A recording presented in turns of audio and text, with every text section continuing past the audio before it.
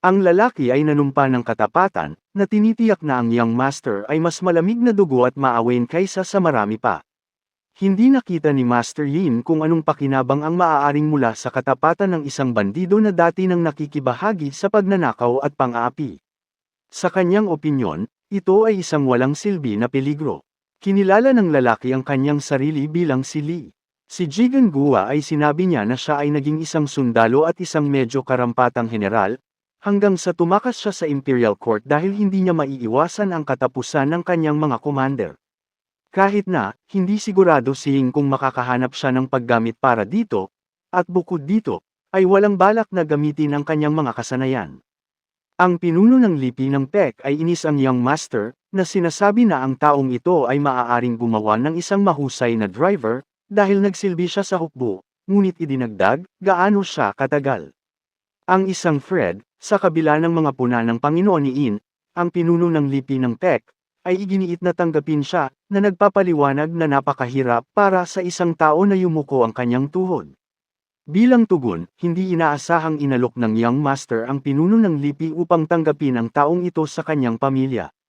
Siya ay magkasya ng perpekto sa iyong pamilya pagkatapos maglingkod sa hukbo, idinagdag ang bayani na may banayad na kabalintunaan, ngunit ang tao na natugunan na ay nagpasya na hindi niya nais na maging bahagi ng angkan ni PEC.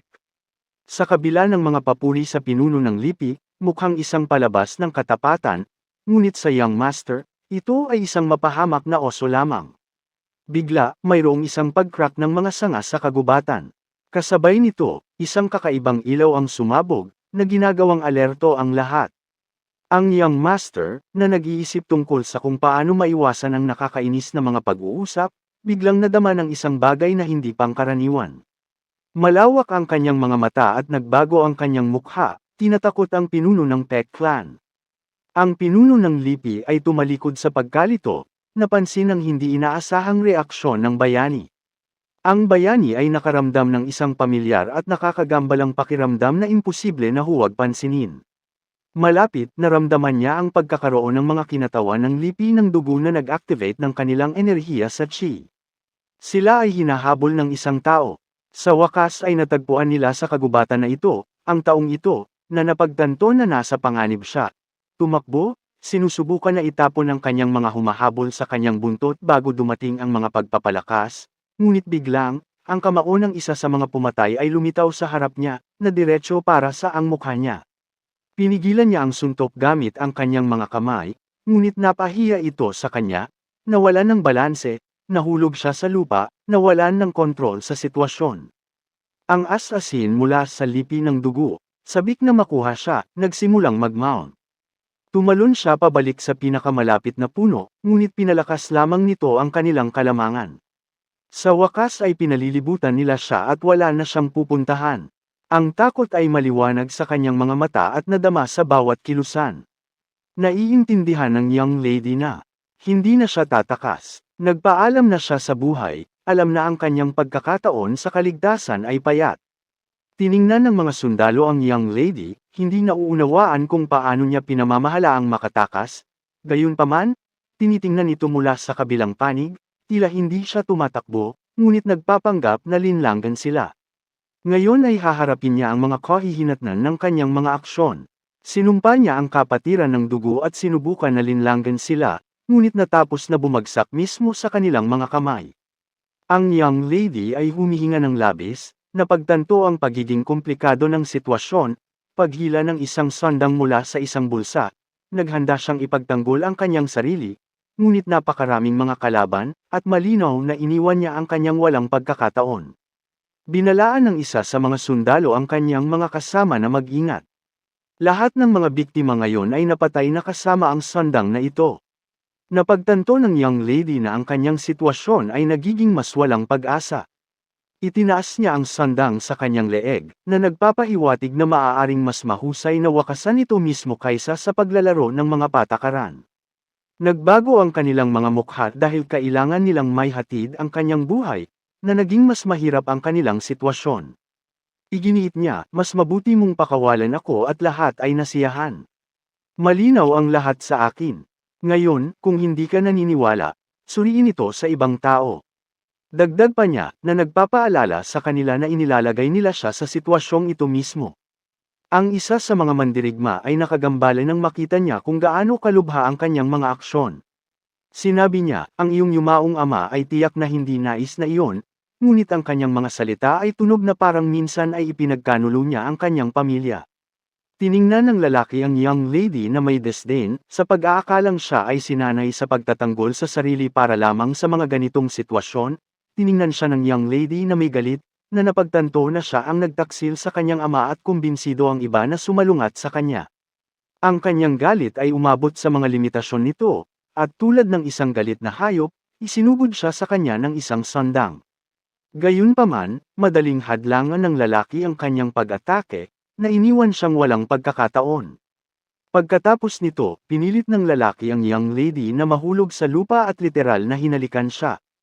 Ang kanyang walang magawa na pagtatangka upang makatakas ay kumbinsido lamang sa kanya na siya ay isang karapat-dapat na anak na babae ng kanyang ama. Isang matigas ang ulo at walang kapangyarihan na hiniling ng young lady na palayain siya, ngunit hindi ito nakakaapekto sa kanya.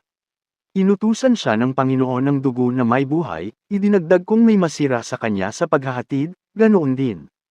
Hindi ko man lang mapapansin. Ang kanyang mga hiyawan ay sumigaw sa buong kagubatan, na sinira ang katahimikan, inangkin ng lalaki na sa kondisyong ito, hindi niya mapigilan. Ang young lady ay sumigaw sa sakit habang sinimulan niyang pisilin ang kanyang kamay, kahit na binyantaan niya iyon sa isang araw, tiyak na papatayin siya. Ngunit bigla, itinaas ng mandirigma ang kanyang ulo at nakita ang silhouette ng isang estranghero na may maliwanag na mata. Hindi niya maintindihan kung sino ito, at kung ano ang mas masahol, naramdaman niya ang isang tunay na banta. Sino ang brat na ito na nang ahas na tawagan ang kanyang sarili na kaalyado ng babaeng ito? Akala niya ang aming bayani ay tila humihinga ng malamig na hangin kasama ang kanyang galit at malamig na tinanong ka na talagang hindi mo maintindihan kung sino ako.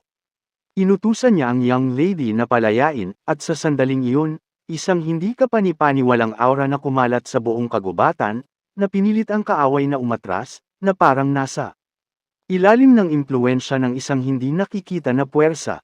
Itinapon ng lalaki ang young lady at lumipad sa tabi tulad ng isang marupok na manika. Ang kanyang katawan ay bumagsak sa isang puno mula sa pagpabilis, sinira ito sa kalahati. Ang young lady, na nabigla sa kanyang nakita, ay hindi makapaniwala na may tumulong sa kanya, na naisave siya mula sa hindi may iwasang kapalaran. Napanood niya ng may trepidation ang lakas ng binata na ito na tila hindi niya napapansin. Ang young master, malamig na dugo at tahimik, tiningnan lamang siya nang hindi nagsasabi ng isang salita. Tinitigan siya ng young lady na nakabukas ang kanyang bibig, hindi naniniwala sa kanyang mga mata. Ang kanyang mga mata ay nadulas ng asul na enerhiya, at ang kanyang figure ay nagradiated na hindi mailalarawan na kapangyarihan. Siya ay mukhang isang hindi kapani-paniwalang mandirigma mula sa mga alamat na ang kapangyarihan ay walang alam na mga hangganan. Napagtanto ng young master na ang kanyang intuition ay hindi nabigo sa kanya. Ang pakiramdam na ito ay pamilyar sa kanya. Nakilala niya siya ng 1,000 taon na ang nakalilipas sa ibang buhay, nang siya mismo ay nagsimulang mamuhay ng isang buhay ng tao. Sa pagtingin sa kanya, naramdaman niya ang isang bagay na malapit at pamilyar na nagpapaisip sa kanya. Tinanong niya ang young lady kung itinatago niya ang tunay na mukha dahil nakilala niya ito. Ikaw ang may habol ng blood cult, Anya. Tiningnan siya ng young lady sa pagkalito, hindi nauunawaan ang pinag-uusapan niya, ngunit sa isang iglap, napagtanto niya na ang pamilyar kay Ho ay nakatayo sa harap niya. Kinumpirma niya na siya ay nasa Ho, isang maalamat na mandirigma na maaaring narinig niya noong nakaraan. Kung naaalala mo ako mula sa nakaraang buhay, sabihin mo sa akin kung ano ang iyong pangalan. Ngayon tanong niya, ipinakilala ng young lady ang kanyang sarili at sinabi ang kanyang pangalan, Myung Hua, tulad ng sa aking nakaraang buhay, at ngayon mayroon pa rin akong pangalang iyon. Sinabi niya, ang kanyang mukha, katawan, maging ang kanyang amoy. Ang lahat ay katulad ng sa sinaunang kwento sa Hoboing bago siya tahimik na inamin na siya ang babaeng minahal niya. Namula ang young lady at napahiya sa mga salitang ito. Sa sandaling ito, ang mandirigma ng blood cult ay sumabog sa galit, hindi makaya ang pagkakaroon ng mabaliw na bastard na ito na sumire sa kanilang plano. Sumigaw siya sa kanyang mga sundalo, Huwag tumayo tulad ng mga tanga. Pag-atake. Patayin ang brat na ito at makuha ang young lady. Ang mga mandirigma ay inilabas ang kanilang mga espada, pinupuno ang puwang sa paligid nila ng isang menacing aura. Sinubukan nilang mapuspos ang lahat sa kanilang presensya, ngunit mananatiling kalmado at tiwala. Hiniling niya sa young lady na manatili sa likuran at hindi makagambala sa bilis ng kidlat. Inilabas niya ang kanyang espada. Ang kagubatan ay napuno ng hindi kapani-paniwalang enerhiya na sumabog na may napakalaking puwersa tulad ng isang bituin. Ang aura na ito ay bumaril sa iba't ibang direksyon, paghiwa sa pamamagitan ng hangin at pagpilit sa mga kalaban na umatras. Sa isang iglap, ang makapal na alikabok ay bumangon sa paligid, pinupuno ang lahat sa paligid ng Myunghua ay nakagulat sa hindi kapani-paniwalang lakas ng batang ito, na lumampas sa lahat ng kanyang inaasahan. Ang mga bloodstains lamang ang nanatili sa lugar ng mga mandirigma, ang kanilang pag-iral ay tinanggal sa isang sandali. Sa oras na ito, nagpa siya ang batang bayani na gawin ang lahat upang maprotektahan ang young lady na mahal niya na may hitsura na puno ng pag-asa at isang bahagyang ngiti. Tiningnan niya siya, ang young lady, na hindi alam kung paano magreaksyon, tumayo sa pagkalito. Siya ay hindi pa nakilala ang sinumang maaaring maprotektahan siya ng malakas at napakalakas. Sa parehong oras, pagkatapos ng lahat, nagbago ang driver, at ngayon ay natutuwa pa siyang dalhin sa batang si Mr. In bilang kanyang bagong katulong. Tulad ng isinulat niya kasama ang grupo, siya ay huminahon ng matandang hukbo na songs upang aliwin ang kanyang sarili, at ang dating pinuno ng Death Detachment, sa kabaligtaran, ay mukhang nalilito, hindi alam kung ano ang gagawin. Ngayon, nakaupo roon si Sharon na may isang nakakainis na ekspresyon sa kanyang mukha. Malinaw na ipinapakita na may isang bagay na mali sa kanya. Napanood ng maliit na monghe ang lahat ng mga mukha na ito at hindi maintindihan kung bakit ang lahat ay mukhang nasaktan. Gusto lang niya na huminahon ang lahat, hindi masaktan, at kahit na, hindi magalit. Naunawaan ng monghe kung bakit ganito ang naramdaman ng ginang. Tinanggal ng young master ang kanyang mga salita at ganap na nakatuon sa pagligtas ng dalaga sa pagkabalisa. Inisip ni Sharon na sa kanilang mundo, hindi mo alam kung paano lalabas ang mga bagay. Walang garantiya na ang young lady na ito ay hindi kay ng blood cult na haantong sa young master ng diretsyo sa isang bitag. Sa kanyang opinyon, sa Hu ay masyadong magaan ang puso at walang malasakit, at hindi niya maintindihan kung bakit hindi siya nakakita ng banta mula sa young lady na ito. Nanunood si Li Ryan. Ngumiti si Soren. Kumbinsido siya na nagseselos lang siya. Hindi sigurado si Li Ryan, ngunit tila sa kanya na si Soren ay malinaw na nagseselos. Siyempre, tinanggihan niya ang lahat, na inaangkin na walang kaparirikan. Sa panahon ng hapunan sa pamamagitan ng apoy, nang sumabog ang apoy, sinabi ng young lady ang kanyang kwento. Ipinaliwanag niya na hindi siya interesado sa blood cult, ngunit sa martial arts ng kanyang pamilya, interesado si Master Yin, at tinanong kung anong uri ito ng sining. Ipinaliwanag ng young lady na ito ay isang pamamaraan ng pagtatrabaho sa mga binti na nagbibigay daan sa iyo upang maglakad sa hangin. Naniniwala siya na ang pamamaraan na ito ay masyadong simple sa interes na nakaranas ng mga manggagawa. Gayunpaman, ang blood cult, habang inilalagay niya ito, ay isang matigas ang ulo ng mga tupa na naglalayong malaman ang mga lihim ng pamamaraang ito, bagaman tila ordinaryong sa kanya. Iminungkahi ng young master marahil mayroong isang lihim sa pamamaraan na nagbibigay daan sa iyo upang palakasin ang panloob na enerhiya. Nagulat ang young lady sa kanyang mga salita at hindi maintindihan kung paano niya nahulaan.